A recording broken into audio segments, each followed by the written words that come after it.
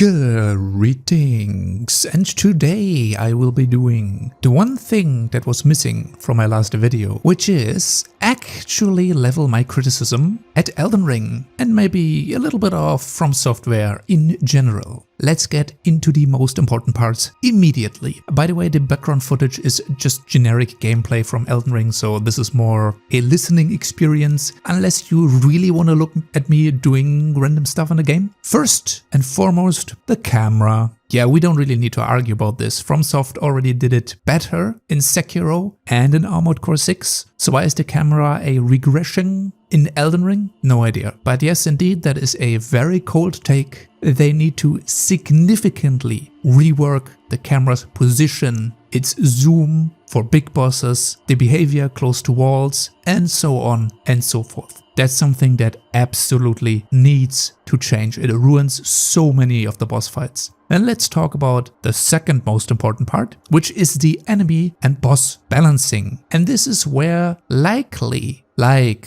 there might be the first bit of disagreements or hot takes, since I don't actually mind the majority of enemy balance in this game. There are only a handful of outliers in the boss and the generic enemy department, so let's talk about them. It all boils down to certain enemy attacks being annoying, more so than being unbalanced or overpowered. I will not use the words cheap or overtuned or cheesy or any other buzzwords, since I don't think this accurately describes my feelings on the matter. There's nothing in this game that cannot be overcome with a little bit of smart thinking and very basic, and I want to reiterate, very basic build crafting. First, basic enemies and elites. Let's talk about curse blades in the DLC. They're just a little bit too mobile, and them being kind of aesthetics, being these weird hobos, them having that much hyper armor is a tad bit much. They kind of rank on the same level as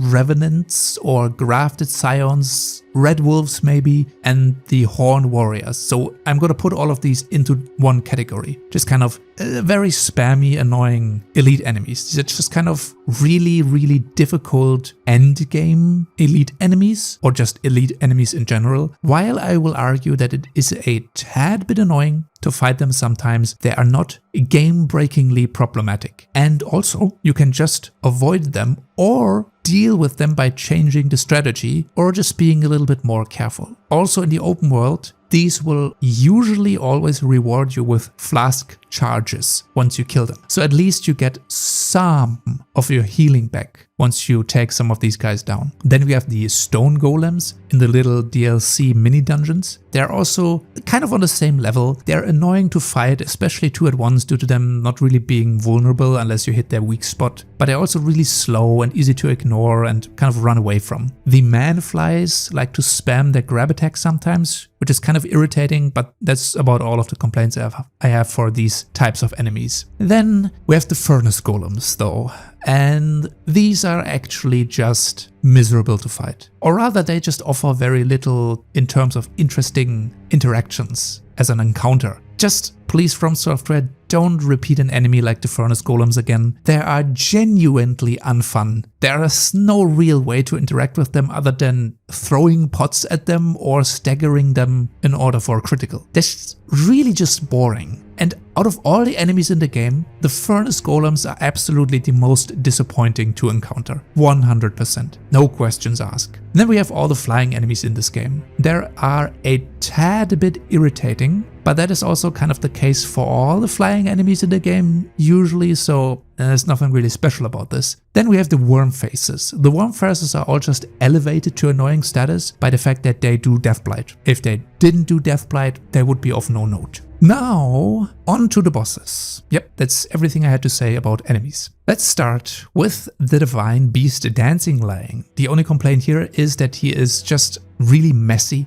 in his animations and the way he looks. So it's a little bit strange to gauge what his next attacks are. The model is just really convoluted looking. Then we have the big one, Ancient Dragon Senesax. You probably knew that this was coming. This is likely the peak of annoyance, and I'm gonna say it, in my opinion, this is by far the worst boss in the game. If I had to pick a single boss, this is the worst one. There is so much partial AoE on every hit. Also, it's an ancient dragon. They're just less fun to fight than normal dragons because they have tiny little heads and they move around much more than the normal dragons do, or I guess the wyverns. The main problem really is the AoE on every hit. And the dragon doesn't even have to be in the water for this effect, which is weird because I thought that the arcing electricity is an effect that's happening due to it being in the water, but no, you can actually get him out of the water and it's still happening. Please, From Software, don't repeat this boss gimmick either. This one is the only boss where I genuinely felt like this is just an afterthought. This is just a mechanic they tacked onto an ancient dragon to make him more of a nuisance. And hey, they were pretty successful. That is the most annoying enemy to fight in the game. It's the worst boss by a long shot. Then we got Commander Gaius. Yeah, just don't make him invulnerable during his charge. That is all. Like, why is he charging at you and you can't hit him with ranged attacks? Yeah, sure. You probably shouldn't try to hit him with a weapon when he's charging, although that would be kind of cool if you could stun him out of the charge with a heavy attack. But him just not having a hitbox while charging is not okay. Consort Radahn. Similarly, his light charge is making him intangible. Why is he intangible? He isn't in the air. He isn't teleporting. At the beginning of his light charge, where he duplicates himself, his main model is intangible to damage. That feels pretty bad because you can still hit him. Visually, you can still hit him, but you can't damage him. And then we have Miquella's hair, like his giant mane being kind of an issue in the second phase because it's covering a lot of Radahn's attacks, making it more difficult to read. But that's all of the complaints for Consort Radahn. Then we have things like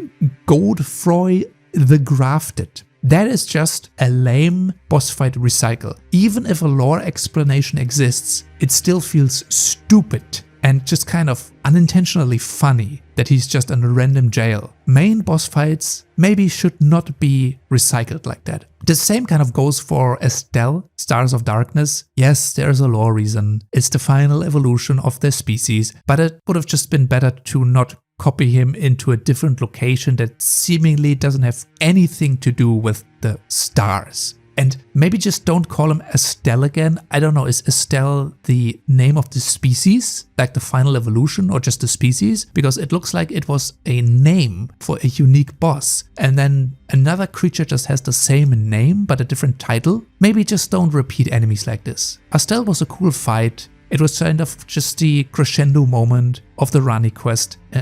Don't repeat enemies like this. It's kind of just lame. You could have put anything else in that cave. And then we have Melania, Blade of Miquella. My only gripe with her is that the healing gimmick is getting very, very close to scratching the edge of tipping over into a really bad and shitty feeling mechanic. If it was more intense healing, I would absolutely want this to be removed. And both Radahn and Melania should maybe also serve as the peak of difficulty. We should maybe not attempt to top these with more shenanigans. I would not like if there would be more specific power gimmicks in the new From Software games for the big, giant, extra secret super bosses. Let's say, if maybe these guys went invisible during some of their attacks or something, that would be a little bit too far. Maybe pushing the gimmick-based difficulty is not the right way to do it. And truly and honestly, I wished that this is like the final evolution of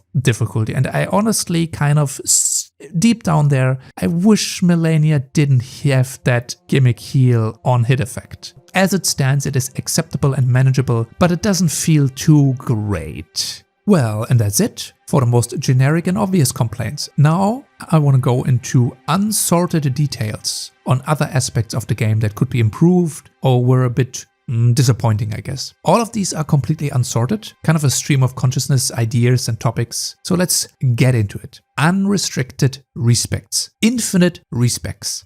Don't limit the use or limit us to larval tiers. You want build experimentation. You want adaptation. Then let us respect Add a bonfire as many times as we want. There is no real argument against this, especially in a game like Elden Ring. This might also encourage others to maybe swap builds and equipment in order to fight a boss that is maybe particularly resistant against their current build or weapon type or element. Less useless or more interesting status effects. And by that I mean more actual status effects. For example, fire actually lighting enemies on fire. Holy weapons maybe getting that cleansing or health regen effect back that they had in Dark Souls 3. Lightning having maybe a small stagger or maybe a chain effect on a bunched up amount of enemies. And maybe make madness an actual stat that matters more in PvE. I know, it's technically fire. Yes, it's technically fire damage. But other than that, madness, its effect is really only useful against NPCs or in PvP. Same goes for Deathblight, especially Deathblight. This status effect should be way more dangerous and powerful if you think about what it's actually doing to a player. But then almost every enemy is just immune to the effect of Deathblight. Like, why? Hybrid weapon scaling and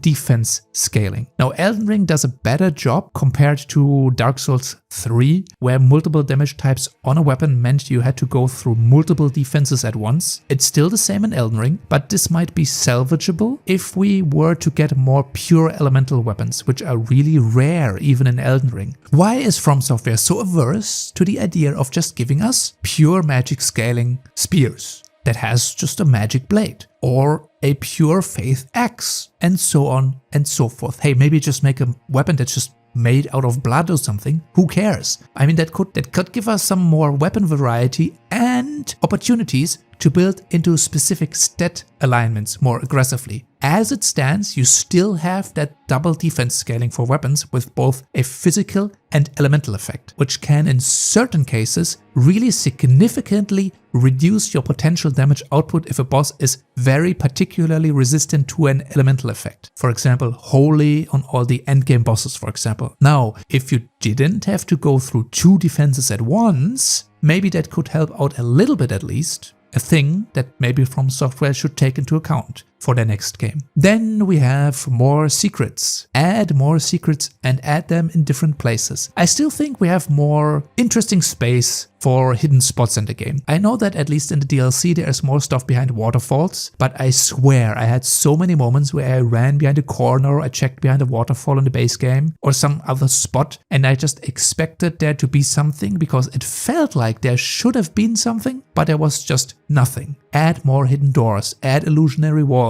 and so on and so forth. Please and thanks From Software. Also maybe utilize the mount mobility for these secrets, you know. Also, if there's so many doors in the game that can't be interacted with, maybe don't make them look like they could be opened. Then we have a better invasion system, or the need for a better invasion system. This one is for the PvPers out there, but I feel a lot of the recent From Software games do the PvP kind of badly, especially during the release window of the game. Having solos not being able to be invaded unless they have like 2 friends with them, I think that was a mistake in my eyes. Invasions are kind of a key feature of playing the game online, and there should be the downside of getting constant potential help from the online message system. If you don't want invasions, offline play should be the option that you have. A lot of interesting content creators I like to watch dropped the game in terms of invasions a long time ago, and I like to watch these guys, and it's also a testament of how bad the PvP is in this game, because a lot of older From Software games, Dark Souls 2, Dark Souls 3, had a much more long-lived PvP scene. There is a definitely place for improvements in all aspects when it comes to the invasion system in Elden Ring and the PvP in general. Then we have spell swapping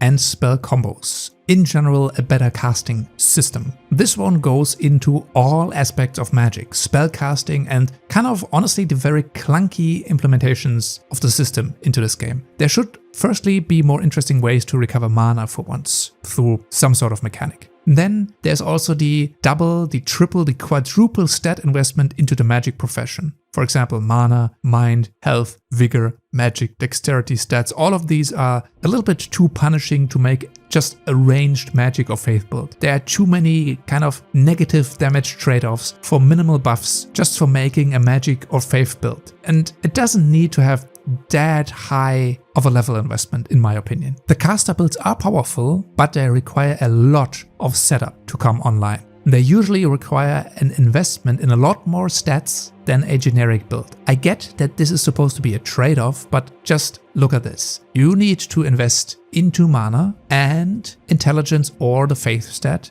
and you also need to invest in dexterity for your casting speed, while still having to build for vigor and stamina through endurance. There's a lot of downsides for just building into a magic caster profession. And in certain instances, if you don't have the dexterity, you need to sacrifice a ring slot in order to increase your casting speed. And even then, most of the players end up just running the fastest, best DPS per cast magic spell anyway. And that is how we end up with just carrying Slicer or Pebble being like the best magic DPS options in the game. I think the entire spellcasting system should be reworked and the approach should be re-evaluated. Make, for example, dual casting a thing, left-handed, right-handed casting.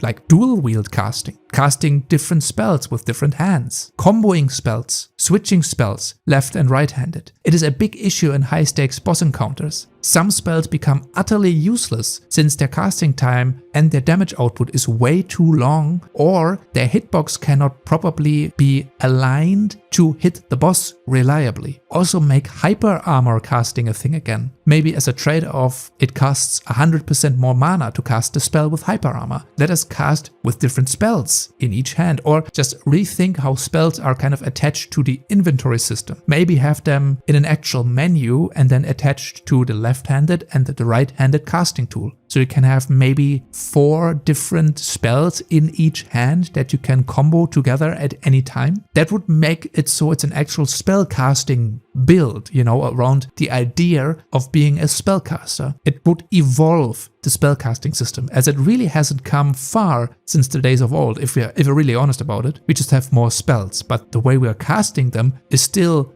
kind of the same as in Dark Souls 1. Weapon attacks that seemingly are phasing through enemies. This is especially noticeable with thrusting attacks, or when there's a slight bit of elevation between you and the enemy. And this is even the case for enemies, where they cannot hit you sometimes, since you are a little bit higher on them on a pair of stairs or something. Skills and attacks that have momentum also don't travel uphill very effectively either, and this should be reworked and made more effective. In general, weapons without unique spells that cannot be infused or buffed. Now this one is really bad. Why is there this restriction of not infusing special weapons? I get it. For some pure elemental weapons, that doesn't make any sense. But for anything else, why not? I already talked about the multi-damage scaling defenses. So having triple status effects on a weapon would in certain cases not even give you that much of a damage boost. But it would be cool, and you can already have certain weapons that do inflict Scarlet Rot and Frost and Bleeding. Let us just infuse special weapons. If they don't have any elemental effects on them, it's even more feasible that you then also could buff and infuse them into having like an additional elemental effect, instead of just having a physical scaling damage type.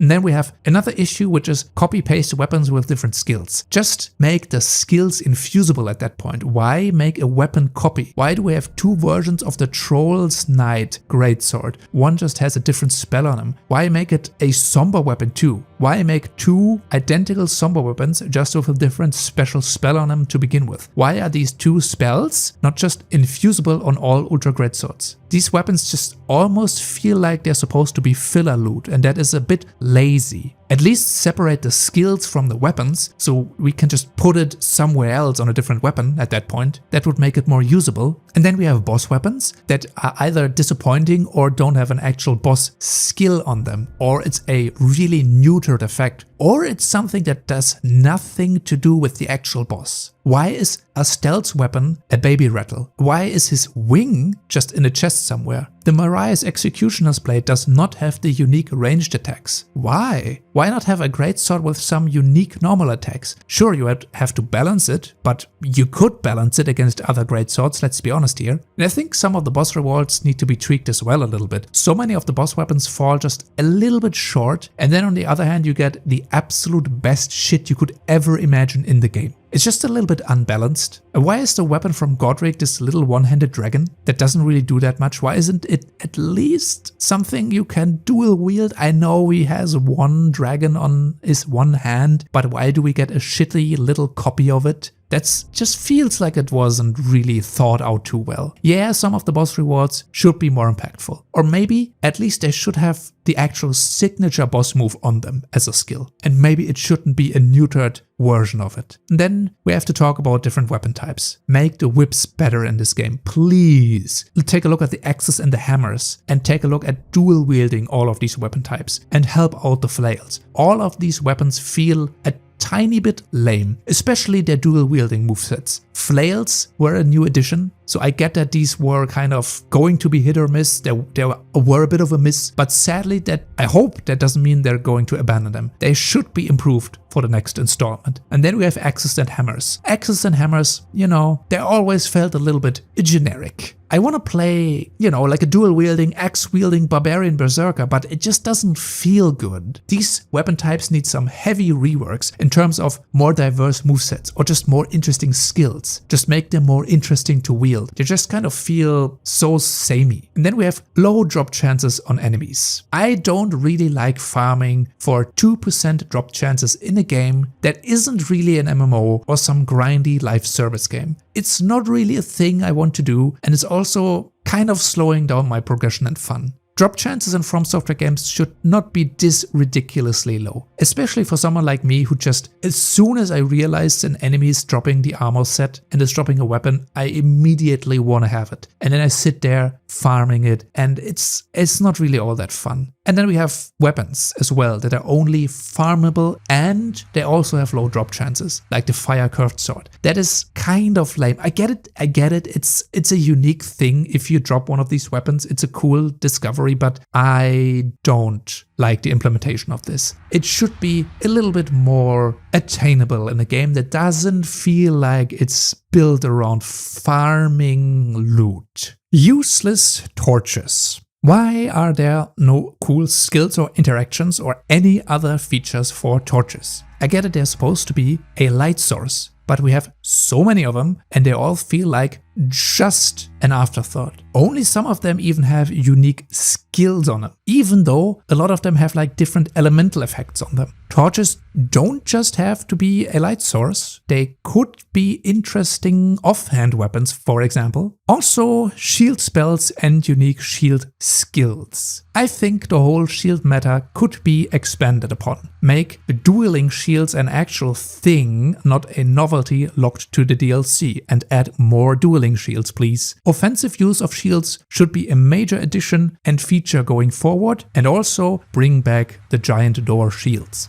Do it. Add an actual Sekiro parry, not just the tier effect. The tier effect is a cop-out. Give us the actual thing, the actual Sekiro parry as a weapon skill on, I don't know, katanas or something. Maybe don't limit it to katanas, but maybe limit it to a specific weapon type. Give us more unique armor effects, way more full set effects for equipping the entire thing. This would make the choice of light armor over the defenses of heavy armor maybe more interesting. If some light armor gave you really strong effects for spellcasting or high-risk melee builds, then maybe someone would take a light armor and let go of the defenses of the heavy armor. Then we have great runes that need to be activated. Now, great runes in general are kind of also a feature in the game that I don't think a lot of people are using. Maybe give them some slight passive effects and uses, and also drop rune arcs for great runes more often and make them purchasable from a vendor at infinite rates. And also maybe give great runes some more unique active effects. Some of them do have unique effects, but a lot of them are just more stats, more HP. That's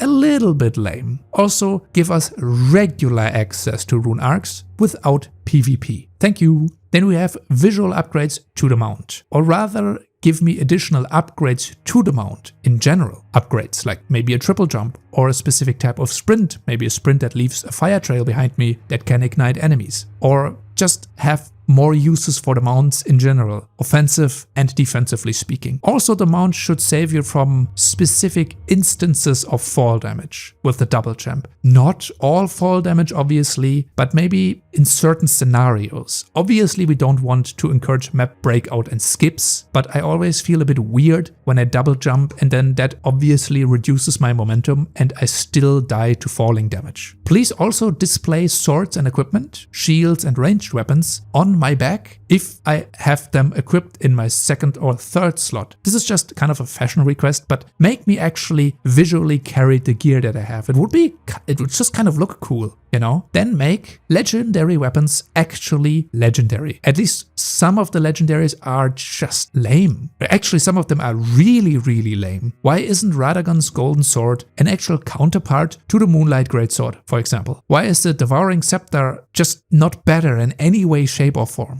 And then also bring Covenants back. There's nothing else to say here. Why aren't Covenants a thing? Why are they gone? They were kind of a cool, interesting aspect of the older games. Even if it's a PvP Covenant, give us the PvP alternative. That would just be a nice thing to have. Make a faith scaling katana, you cowards. Actually, give us more equal access of weapons of different natural classes and elements. AKA, give us more specific base, faith, magic, bleed or arcane scaling weapons without the need of an infusion. That would be kind of cool. And then balance the upgrade materials and their availability. That is really important. The somber versus normal upgrade paths are very skewed. You need so many normals, like upgrade stones in the game versus just needing 10 somber stones. It is so unbalanced. These two upgrade paths maybe just shouldn't even exist the way they do, but if they do exist, maybe equalize them. There's also no need to limit upgrade materials. We should always get infinite upgrade materials from vendors, including the final plus 10 or plus 25, whatever it's going to be, upgrade material. Especially if there isn't an interesting New Game Plus mode. Then we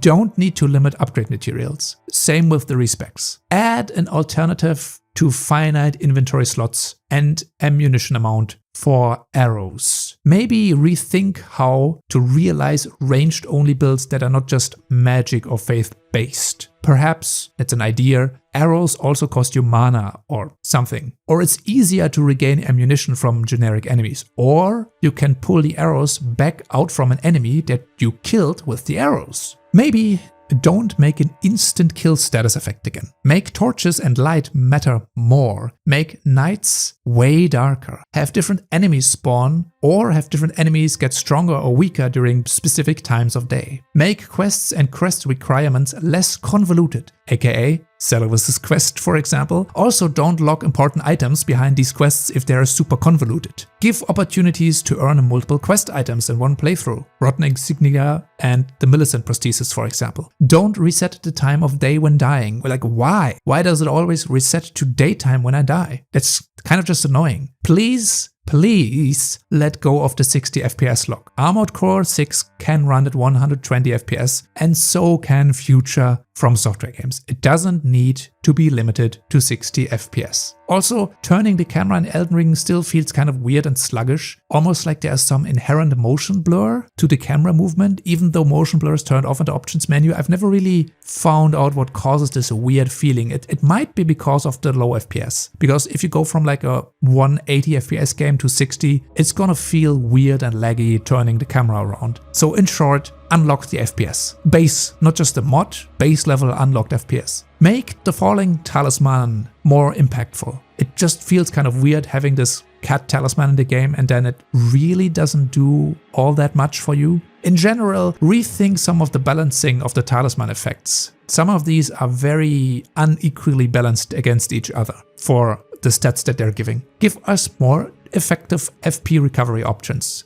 More things recovering FP, or different things requiring FP, bows or magic arrows, I guess, maybe. And if there are alternative types of weapons within the same weapon category, or they're kind of doing the same thing, such as the Dark Moon Greatsword and the Helfen Steeple, could you make it so that they're at least a little bit competitive with each other? More importantly, include good PvP options such as the Colosseum from the start. Don't add them later when the PvP population has significantly declined, because the people are probably not coming back once they are gone. Let us also dual wield different weapon types and add more dual wield movesets to the game. Make stealth actually kind of more immersive and valuable. Make the stealth kills matter way more. Make enemies investigate and act a little bit more intelligent. Make different type of drop-down attacks and critical attacks from different vantage points. Make some sort of hanging critical attack. That would be kind of cool if we could kind of hang and climb like in Sekiro. Make the movement options more relevant. Encourage crouch and dodge jumping. Maybe add perilous attacks back into the game. You know, attacks that actually need to specifically be evaded, dodged, jumped, crouched maybe, and maybe add like red attacks from Lies of P that need to be blocked or parried. That would also kind of give a little bit more combat depth to the game. Make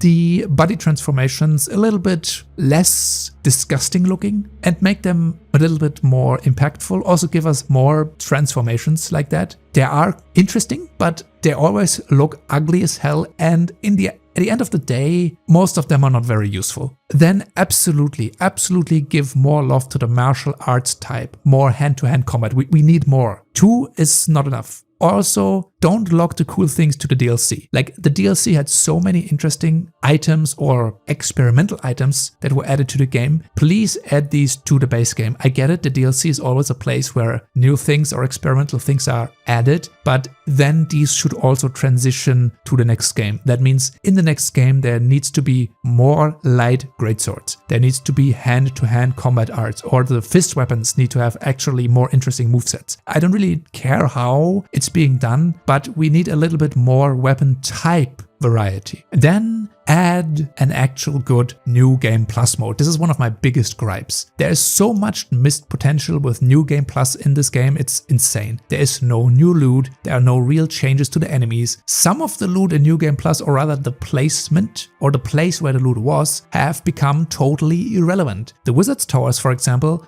they're just empty. This is really an aspect where From Software needs to kind of log in and hone in on. Make New Game Plus an interesting and unique thing. Rethink the crafting books as well. Do there really have to be this many crafting books? Again, it feels like placeholder loot. It just seems to fill the loot pool, so you have something to pick up when you explore. But most of them could be kind of just converged into a few crafting books. We don't need 200 of them. Try also to give us an equal amount of spells for the different magic types and faith types. There are only a few good magic spells or a few like blood magic spells in the game, and there's only very few rings of light spells or fundamentalist faith spells. That means that these builds are either super restrictive or a quote-unquote build doesn't exist at all, since a lot of players likely don't want to build around 2 specific super specialized spells that then also don't do a lot of damage if they could have an arsenal of 5 to 7 actually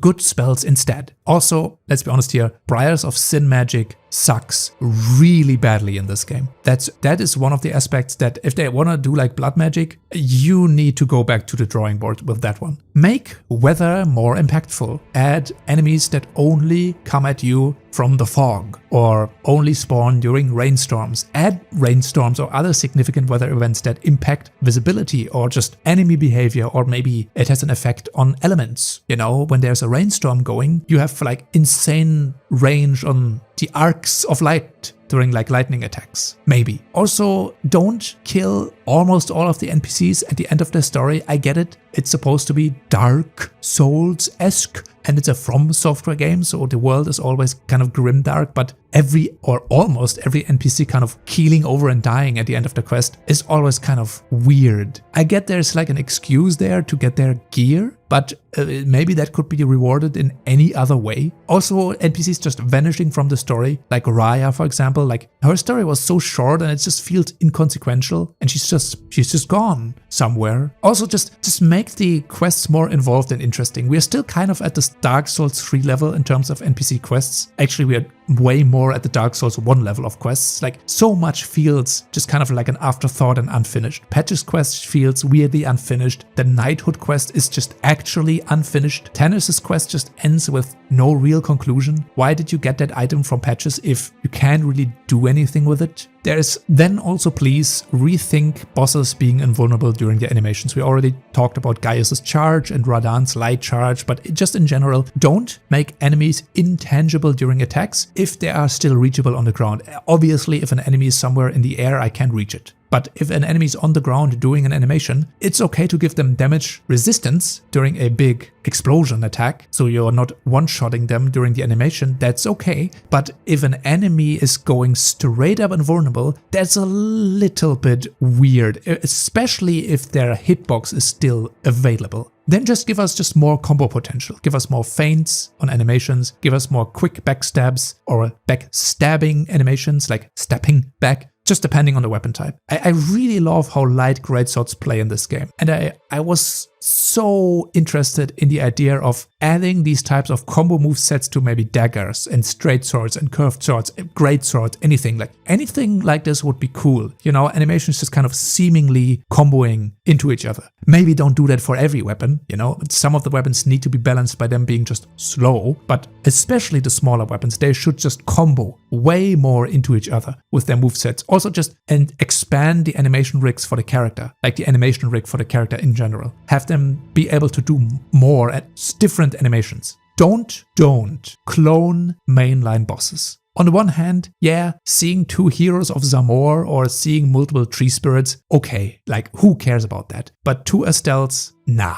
2 versions of Godric, nah. Come on. I don't care if there's lore explanations to it. We don't need to do that. You can recycle elites into bosses, and you can do so many times over. That's okay, but please, story-relevant bosses, crescendo bosses, important, impactful bosses, please don't recycle them. Unless it's for a boss rush challenge. That's completely different. Give us more armor options in the armor editing, like the tailoring thing. Don't just have us take off an ornament or remove a cape. Just give us more fashion options. Maybe even slight coloring features. It's so annoying to kind of try and match gear in this game, only for the colors then to totally mismatch. Even though the actual gear could have worked out, it could have fit together, but it just doesn't work. The colors are so mismatched. The tailoring idea of adding and editing armor is cool, but the options need to be expanded upon. I would also like to see an expansion on the passive animation rigs. We're not talking about active combat animations, I'm talking about passive animations like holding a weapon in a different way. Especially two-handing an Elden Ring just kind of looks goofy, especially holding one-handed items in 2 hands. Like my guy holds the katana like some doofus who doesn't know how to actually use a katana, you know? Or you cling onto like a kitchen knife with both hands and holding it in front of your body like your life depends on it. So this kind of looks a bit weird. There are definitely more elegant ways of holding your weapon next to the character. You could just use the Dark Souls 2 holding animation for some of the weapons, or just give us different two-handing animations in general. Just give us more animations in general. So many weapons just have the same animation sets within that class. We just could use more variety in that aspect. I also don't think it was a good idea to lock health, like the health rally system, behind a Great Rune. Just to make it a permanent addition to the game. It's okay to still have a downside, but having the downside of being attached to a rune and also having the downside of reducing your healing, nobody's gonna use that. I'm sorry, but nobody's gonna use a feature if it's neutered to that extent. Why are we also not bringing back some sort of range type of parry? That would be kind of cool. I mean, we could even have very primitive flintlock pistols in these games that could be used as range parrying tools. Why not? I mean, it would spice up the gameplay a little bit. Let's also talk about the